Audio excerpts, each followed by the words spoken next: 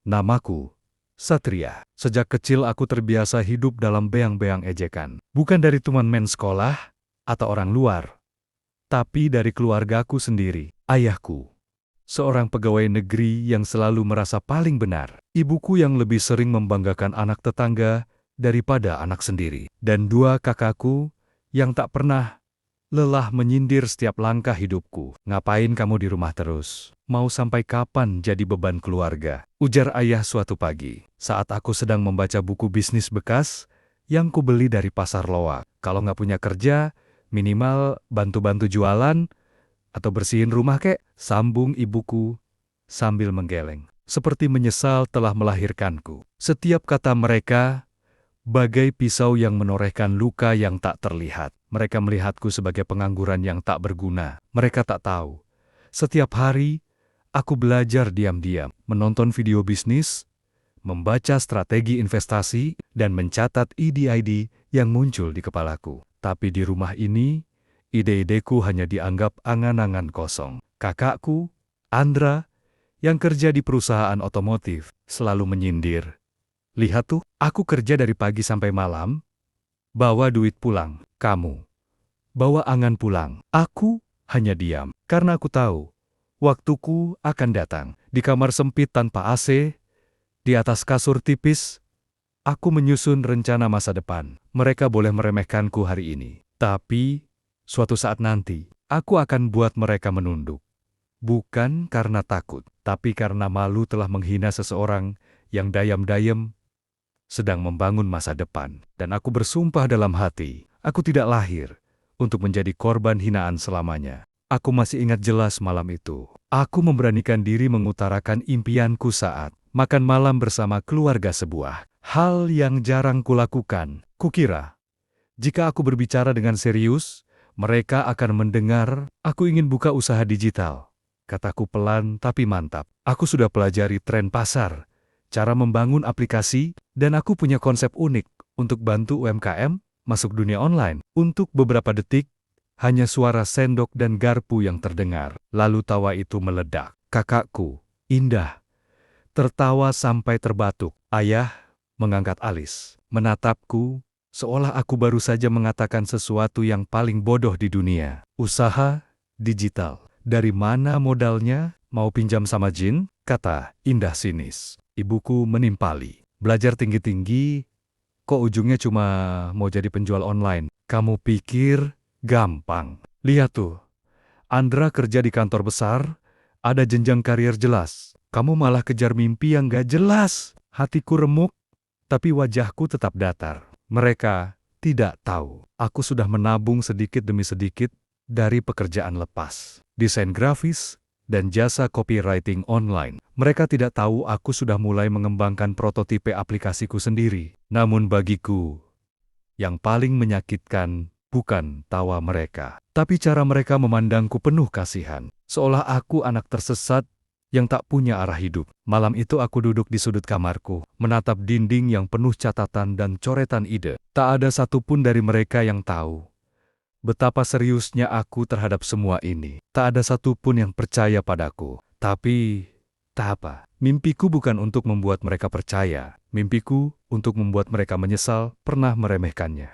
Hari-hariku sunyi, tapi tidak kosong. Di balik pintu kamar yang mereka anggap tempat pengangguran bersembunyi, aku bekerja. Laptop tua yang sering panas jadi saksi perjuanganku. Setiap malam, aku mengotak-atik kode, merancang tampilan aplikasi, dan belajar pemasaran digital dari forum-forum asing. Aku mulai mengambil proyek freelance kecil, desain logo, edit video, bahkan jadi admin media sosial UKM yang tak mampu bayar mahal. Bayarannya kecil, kadang hanya cukup untuk beli kuota internet dan makan sehari. Tapi aku tidak mengeluh, karena setiap rupiah bukan sekadar uang, itu bahan bakar mimpiku. Kadang aku tidur hanya 2 jam, lalu bangun untuk menyelesaikan pekerjaan sebelum deadline. Badanku lelah, tapi pikiranku terus terbakar semangat. Aku mencatat setiap kegagalan, memperbaiki kesalahan, dan mencari pola. Aku jatuh berkali-kali,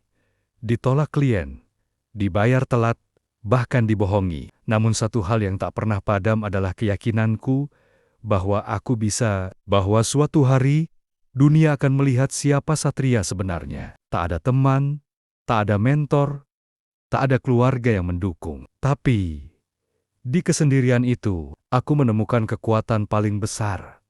Diri sendiri yang tidak menyerah. Setelah 2 tahun bekerja tanpa sorotan, prototipe aplikasiku akhirnya selesai. Kupasang iklan Kesel Kosilen di media sosial, menyasar pelaku usaha kecil. Hasilnya, perlahan, mulai ada yang tertarik. 1 klien, 2 klien, 5 klien, semua tumbuh dari nol. Aku tidak hanya membangun bisnis, aku membangun kepercayaan. Dan diam-diam, tanpa mereka sadari, aku sedang mempersiapkan panggung untuk membuat mereka tercengang. Aku tidak suka tampil. Sejak kecil, aku terbiasa berada di balik bayangan orang lain. Mungkin karena itu aku nyaman menjalankan semuanya dari balik layar. Tidak ada yang tahu siapa pendiri dan pemilik aplikasi yang mulai ramai digunakan pelaku usaha kecil dan menengah itu. Namanya hanya tertulis singkat, SR, sengaja. Karena aku belum ingin dikenali. Belum saatnya. Aplikasiku tumbuh pesat. Awalnya hanya untuk manajemen stok dan promosi. Tapi, kemudian berkembang menjadi platform terpadu yang menghubungkan UMKM dengan konsumen, distributor, hingga investor mikro. Aku rekrut tim kecil secara remote, anak-anak muda seperti aku yang pernah diremehkan, tapi punya kemampuan luar biasa. Kami bekerja dalam diam, tapi hasilnya menggema. Suatu hari, sebuah perusahaan besar tertarik untuk kerjasama. Namanya PT Astra Data Nusantara, perusahaan tempat kakakku, Andra, bekerja. Aku tersenyum melihat nama itu di email yang masuk. Tanpa mereka tahu, mereka sedang mengetuk pintu yang selama ini mereka kira tidak ada. Aku setujui kerjasama itu dengan satu syarat. Meeting dilakukan secara daring, dan aku akan diwakili oleh kepala operasionalku. Aku masih belum ingin muncul ke permukaan. Belum.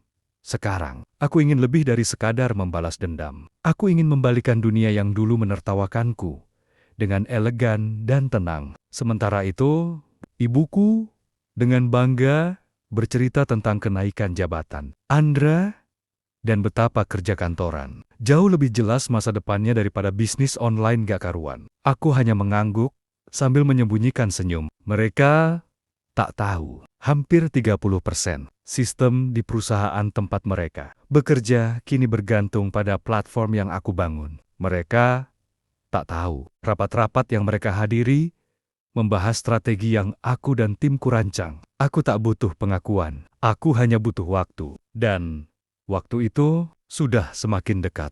Takdir memang punya cara bermain yang unik. Aku tidak pernah berniat menjebak siapapun. Tapi hidup kadang menyusun skenario yang lebih dramatis daripada rencana manusia. Pagi itu, aku sedang mengecek data onboarding karyawan baru yang direkrut melalui anak perusahaan kami. Aku memperbesar daftar nama yang muncul di layar. Seketika mataku membelalak.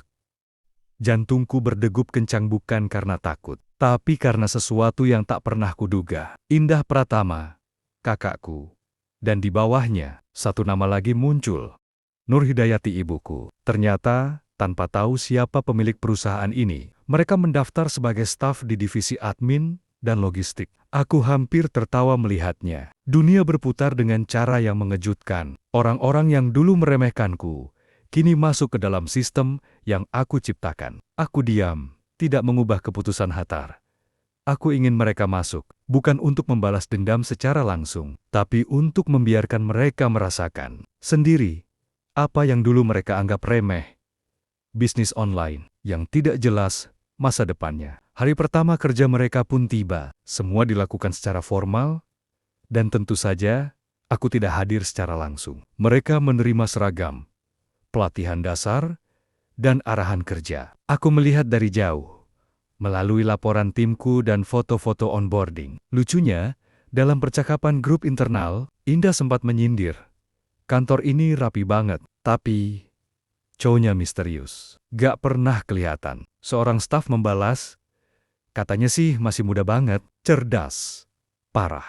Tapi orangnya low profile." Indah membalas dengan emoji tertawa. Aku tersenyum. Tak lama setelah itu, kami merencanakan rapat koordinasi seluruh tim dan cabang rapat besar yang akan dihadiri oleh semua karyawan dan top manajemen, termasuk aku. Aku tahu, ini akan jadi titik balik, karena untuk pertama kalinya sejak bertahun-tahun, aku akan berdiri di hadapan mereka, bukan sebagai satria, si pengangguran, tapi sebagai CEO yang mereka hina dulu. Rapat besar itu akhirnya tiba. Semua anggota tim sudah siap. Aku berdiri di belakang layar besar di ruang konferensi, mengenakan setelan hitam yang aku rancang sendiri. Tampak lebih percaya diri dari biasanya. Pada pandangan pertama, aku hanya terlihat sebagai seorang pemimpin muda yang baru memulai bisnis. Tapi, aku tahu bahwa ini bukan hanya tentang pertemuan rutin. Keluarga indah, Andra, dan ibuku terlihat duduk di meja yang tidak jauh dariku. Mereka tak tahu siapa aku. Tak tahu bahwa CEO yang mereka sedang bicarakan adalah aku. Mereka pikir aku hanya bagian dari tim yang tak pernah terlihat sama. Seperti mereka menganggapku bertahun-tahun. Rapat pun dimulai. Semua tim hadir, baik dari pusat maupun cabang, termasuk karyawan yang baru bergabung, Indah, dan ibuku. Mereka masih bingung dengan suasana perusahaan yang tampaknya jauh lebih terorganisir dan profesional daripada yang mereka bayangkan. Suara mereka berbisik, saling bertanya-tanya. Apakah mereka berada di tempat yang tepat? Ketika presentasi sudah selesai dan waktunya untuk pembicara utama, aku melangkah maju. Suasana yang tadinya santai seketika menjadi tegang. Semua mata terarah padaku. Aku menghela napas dalam-dalam, menatap layar besar yang menampilkan visi dan misi perusahaan. Aku Satria Pratama. Aku mengucapkan namaku dengan tegas, menyebutkan nama lengkapku yang dulu mereka hina, dan saya CEO dari perusahaan ini. Lanjutku, menyaksikan ekspresi terkejut di wajah mereka, terutama kakakku, Andra, yang seketika tampak seperti kehilangan kata-kata. Ibuku menatapku bingung, sementara Indah terdiam, seolah tak percaya dengan apa yang baru saja didengar. Perusahaan ini bukan hanya tentang aplikasi atau teknologi, kataku, sambil mengatur langkah. Ini tentang menciptakan peluang bagi orang-orang yang dulu tidak dianggap. Mereka yang dianggap gagal, tidak punya arah. Itu adalah aku. Dan sekarang, kita berdiri bersama di sini. Aku berhenti sejenak untuk memberi kesempatan mereka mencerna kalimatku. Waktu seakan berhenti, membiarkan mereka menyadari bahwa orang yang selama ini mereka anggap gagal adalah orang yang telah membawa mereka ke dunia yang tak mereka kenal. Apakah kalian percaya pada impian orang lain? Atau kalian hanya bisa melihat sisi kegagalannya? Lanjutku dengan suara yang lebih keras, menggema di seluruh ruangan. Ada hening panjang setelahnya. Ibuku menggigit bibir, Andra menunduk, dan Indah hanya bisa menggelengkan kepala seakan tidak percaya. Aku kembali berdiri tegak, menyelesaikan presentasi dengan percaya diri, dan menutup rapat dengan satu kalimat penutup. Terima kasih atas kerja keras kalian, dan selamat datang di perusahaan yang kami bangun dari mimpi dan kerja keras. Ketika aku meninggalkan ruang rapat, aku merasakan sebuah perubahan besar. Aku tidak hanya berhasil membuktikan diriku pada dunia, tapi juga pada mereka yang pernah merendahkan aku. Setelah rapat besar itu, semuanya berubah. Bukan hanya atmosfer perusahaan yang semakin solid, tetapi juga cara keluargaku memandangku. Mereka mungkin tak mengatakannya dengan kata-kata, tetapi aku bisa merasakannya. Pandangan mereka tidak lagi penuh ejekan, tetapi lebih kepada rasa takjub dan mungkin sedikit rasa malu yang tak terucap. Andra, yang biasanya penuh dengan komentar sinis, kini jarang berbicara soal karirnya. Bahkan, suatu malam saat kami makan malam bersama, aku melihatnya diam-diam melirik layar ponselnya, membuka aplikasi bisnis yang kami bangun. Keren, ja, Satria, bisa bikin platform yang segede gini, katanya dengan nada yang tidak seperti biasanya. Ibuku yang selalu mengkritikku kini mulai bercerita dengan bangga pada tetangga tentang betapa suksesnya perusahaan tempat dia bekerja, meski tanpa mengetahui bahwa aku adalah cowoknya. Kadang, dia menyebut betapa muda dan cerdas pemimpin perusahaan itu. Aku bisa melihat senyum malu di wajahnya ketika dia tidak sengaja mendengar nama Satria disebut oleh salah satu rekan kerjanya. Indah, kakakku, tampak mulai merendahkan suaranya ketika berbicara soal bisnis. Aku bisa melihat perubahannya. Dia tak lagi menertawakan ide-ide bisnisku. Bahkan, saat aku memberitahunya tentang ekspansi perusahaan ke pasar internasional, dia hanya diam.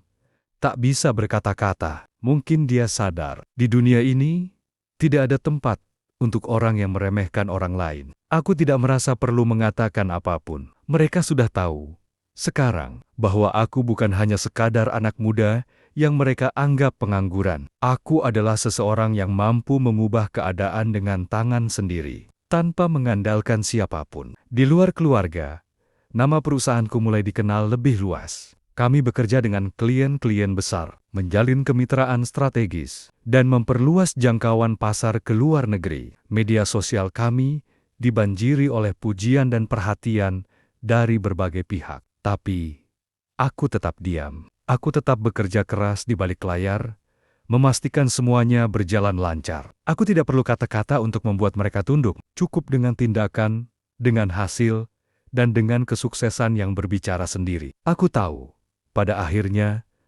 mereka akan memahami. Mereka akan tahu bahwa orang yang mereka hina dulu adalah orang yang akan membawa mereka ke masa depan yang lebih baik. Aku tidak butuh balas dendam. Aku hanya butuh membuktikan bahwa aku bisa. Dan sekarang, mereka melihat itu. Aku tersenyum sendiri. Saat melihat ibuku berbicara dengan bangga tentang perusahaan kami kepada tetangga. Tapi kali ini, aku tak ingin menunjukkan lebih.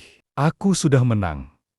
Dengan caraku sendiri, diam-diam, aku telah membuat mereka tunduk.